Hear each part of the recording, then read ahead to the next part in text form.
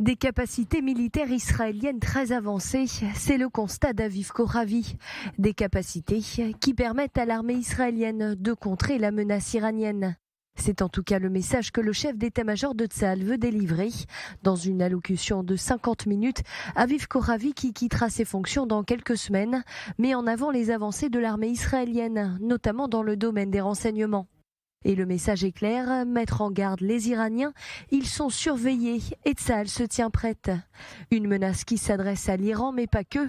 Le Hezbollah, le Liban et le Hamas sont visés.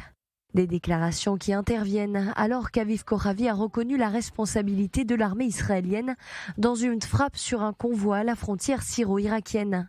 La cible, des armes de confection iranienne. Une frappe aérienne rendue possible par Tsahal grâce à un travail de renseignement extrêmement précis.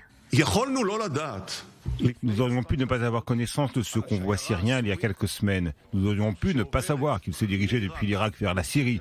Nous aurions pu ne pas savoir ce qui se trouvait à son bord. Et nous aurions pu ne pas savoir que sur les 25 camions, c'était le numéro 8 qui transportait des armes. Nous avions besoin de pouvoir envoyer les pilotes au bon endroit et ils devaient aussi parvenir à échapper aux missiles sol-air tirés dans leur direction. Ils devaient attaquer, ils devaient frapper les cibles et revenir sains et saufs. Ils ne devaient pas tuer les personnes qui ne devaient pas l'être. Des exigences qui réclament des capacités très avancées. Une frappe commise au début du mois de novembre où 10 personnes, dont des Iraniens, avaient été tuées.